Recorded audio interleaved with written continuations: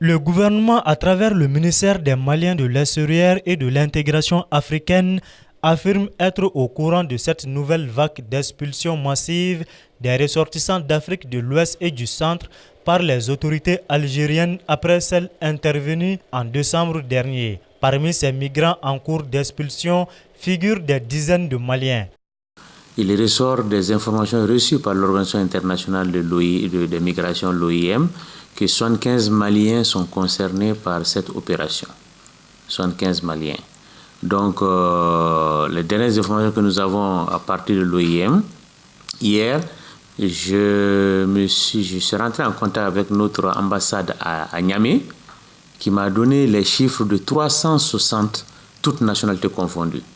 360 personnes qui sont concernées par cette opération, qui aujourd'hui, je vais me renseigner, et déjà que l'OIM avait pris toutes les dispositions nécessaires pour partir les récupérer et pouvoir les ramener sur Agadez. Donc j'avais instruit à ce niveau au chargé d'affaires à Niamey. Une fois que ces 75 Maliens seront sur place à Agadez, de nous tenir informés et pour que le gouvernement puisse prendre les dispositions nécessaires et adéquates pour les acheminer vers Bamako.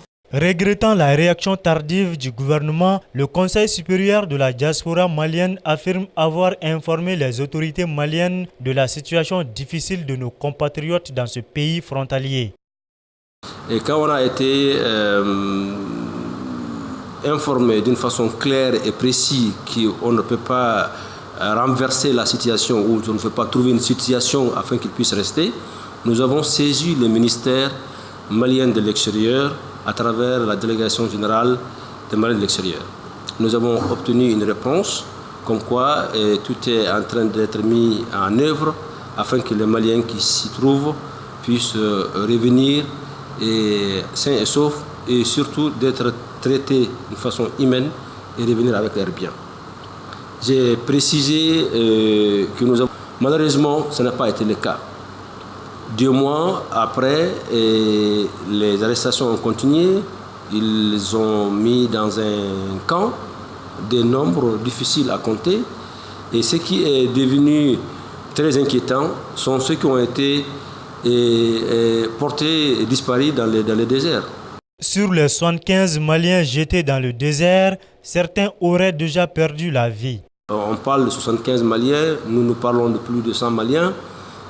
Et parmi lesquels il y a eu aussi des morts, aussi bien parmi ceux qui sont aujourd'hui, qui ne sont pas retrouvés, et aussi ceux qui se trouvent dans les camps actuels. Les morts qu'on a eu comme preuve d'une façon irréfutable sont 3. 3 morts. Et ce qui est sûr, ça ne concerne pas que les Maliens. Sur 360 à 370 personnes, si voilà, les gens peuvent dire que 3 sont décédés, il s'agit vraiment de faire la part des choses et de pouvoir vérifier cette information. Et ce qui est sûr, quelqu'un qui est dans le désert est dans une situation très éprouvante. Voilà, très éprouvante. Je ne peux pas vous confirmer cette information. Et je vais aussi m'informer comme vous pour en savoir plus par rapport à cette perte de vie humaine, par rapport à ce lot de 367 Africains au sud du Sahara qui sont concernés par ce mouvement. Face à la lenteur du gouvernement, le CSDM envisage d'organiser des manifestations à Bamako pour réclamer le retour de nos compatriotes. Si rien n'est fait, nous allons appeler à tous les parents, à tous les immigrés se trouvant en dehors du Mali et qui ont des parents au Mali, d'appeler leurs familles pour organiser une marche pour demander à ce que nos veillants soldats économiques maliens reviennent au Mali sains et saufs. C'est un cri de cœur, cela concerne tous les Maliens, aussi bien que ceux de l'intérieur que de l'extérieur. Nous ne pouvons pas rester tranquilles, sereins, pendant que nous savons très bien qu'il y a nos frères et sœurs qui sont en train de mourir dans les déserts. Selon des informations, près d'1 millier de Maliens sont en situation difficile en Algérie.